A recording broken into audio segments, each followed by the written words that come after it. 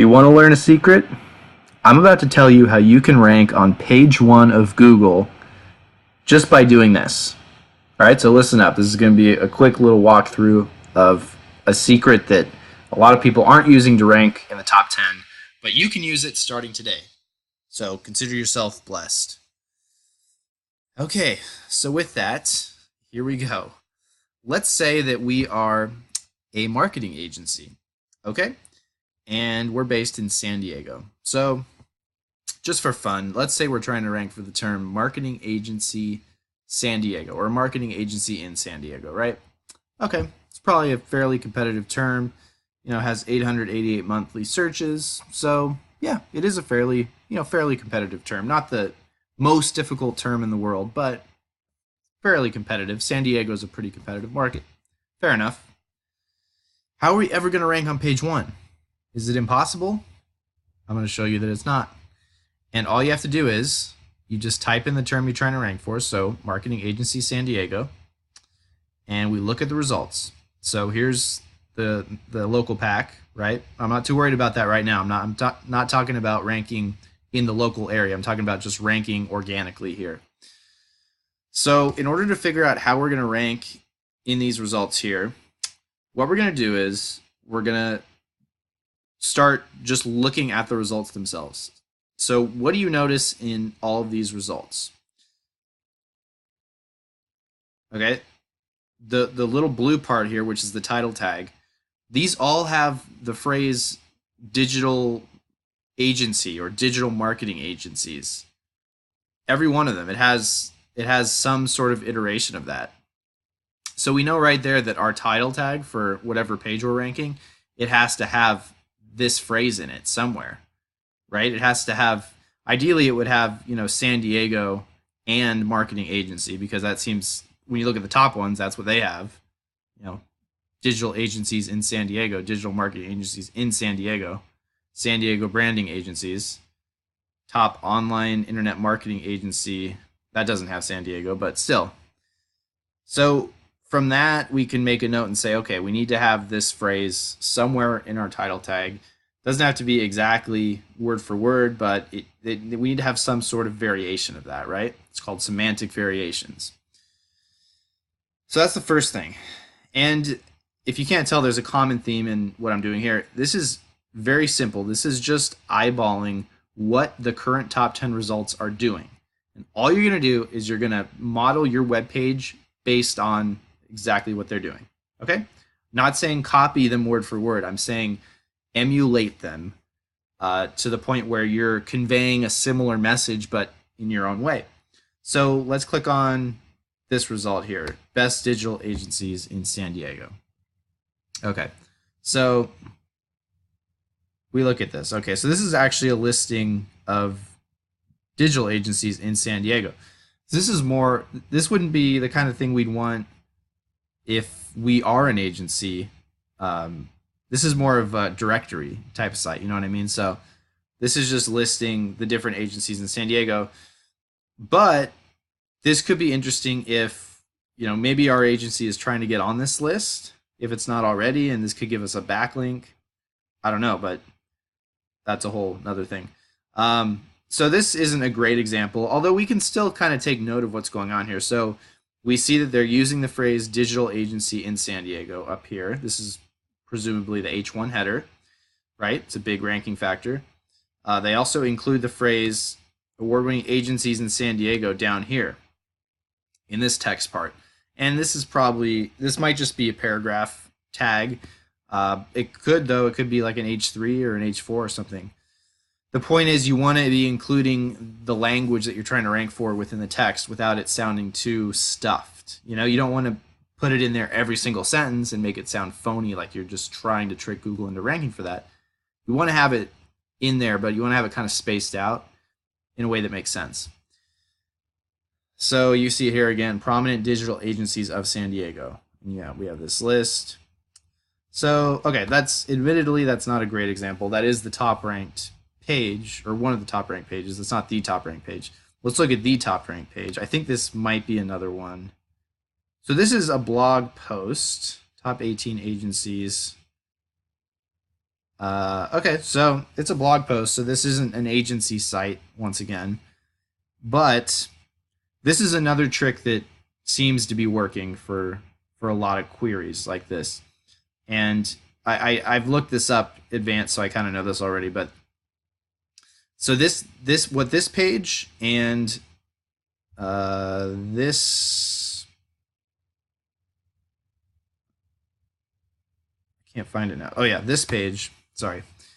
What that page and this page have in common is that these are both blog posts, and what they're doing is they went around and they interviewed all these different agency owners in San Diego, and this time around. So they interviewed all these different agency owners, talked about the agencies, did a write up, and in the process, they got backlinks, right? They linked out to those sites, and presumably those sites probably linked back to them. And so you end up creating what's essentially called a roundup post. A roundup post is when you get information from a number of different sources and you put it all together into a single blog post. It's a great way to get traction, a great way to start ranking because you're getting all this free information. It's a great way to streamline your content creation as well, because you don't even have to write some of the content if you don't want to. You could literally, have someone give you their response and then you just go through and curate it and, check it for spelling or whatever. And then once you post it, you say, hey, here's the post that I was telling you about. Thanks for contributing. Would you like to share it with your audience? Blah, blah, blah. You get a backlink. Everybody wins. They get advertising from you. It's all good. So that's what's happening here. So that's a really useful strategy if anyone's looking to do that. It doesn't just work in the digital marketing space. It works in pretty much any space you're in. Okay, so aside from those articles and the directory sites, let's look past that. So now we're down to about the fourth or fifth listing. Actually, no, let's look at this one. So this is a regular agency page, and this is ranking third, which is pretty high. So let's see what they're doing. So this is a landing page, just a regular landing page. And I think, and they have the word marketing agency there and stuff. I think the key here is that it's extremely user friendly. Excuse me. It's just a really nice looking page, and it's to the point.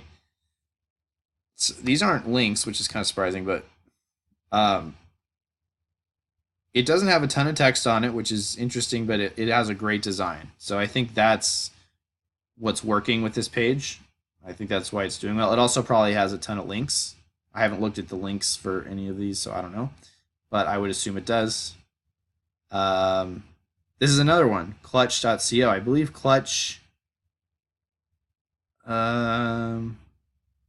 Okay, so this is another directory type thing, but the point is can still be made here, because you can look at this page and see that this looks almost identical in structure to this one, or not this one, sorry, to this one. Okay, so, and they're ranking, a couple spots apart from each other, so it all makes sense. But we look at the design here, and it's almost the same thing. They're both directory pages. They're both listing agencies in a similar fashion. So we can see why Google would rank them close together because of those similarities. Now, when we go down, we start getting to the agency pages like this one or this one. Let's look and see what these have in common with each other. So this is an agency site. This is Power Digital. When we scroll down and we look at the page, it's just your typical landing page with, the benefits of working with us. We're amazing. We have all these different features, our areas of expertise, blah, blah, blah. Award-winning digital agency. See that phrase digital agency? I think they had that in their title tag. Or they had, top online internet marketing agency, same thing. And it's a long, landing page with a lot of information. Okay, let's go back. Let's pick the one right underneath, Jacob Tyler. And voila, this looks exactly the same. Not exactly the same, of course, but it's very similar in structure. And so we can see, okay, there's a pattern here, right? This page is a little shorter, but we get the gist of it, right? Okay, this is what's working. And there's obviously there are way more factors involved than just giving it the eyeball test like I'm doing. But this is a good start for anyone who's trying to see what their competitors are doing, because competitor research needs to be the first step in your SEO strategy before keyword research. Because what keywords are you going to rank for? You don't know that without looking at what others are ranking for, right? So you use a tool like SEMrush, which I think I have to log into. I don't feel like doing that now. But use a tool like SEMrush to go in and see what your competitors are ranking for, figure out what pages they're ranking on for those terms, and then go look and eyeball those pages and see what the pages look like. See what kinds of buttons they have, see what anchor text they're using, all this stuff. SEO is not rocket science. It's actually fairly straightforward. You just have to know what you're up against going into it, and that means knowing your competitors. So yeah, I think you can see a pattern by now. This is an interesting query. So it's a mixture of blog posts and actual agency pages, which is unusual a bit. It's usually just one super constant theme on the first page. But here's another landing page example, pretty similar to the other one. So yeah, and that's SEO in 11 minutes. So I hope you enjoyed it. No, but I hope you got something out of this video. Please, like, subscribe, do all that good stuff, and I will see you again really soon. Until then, take care.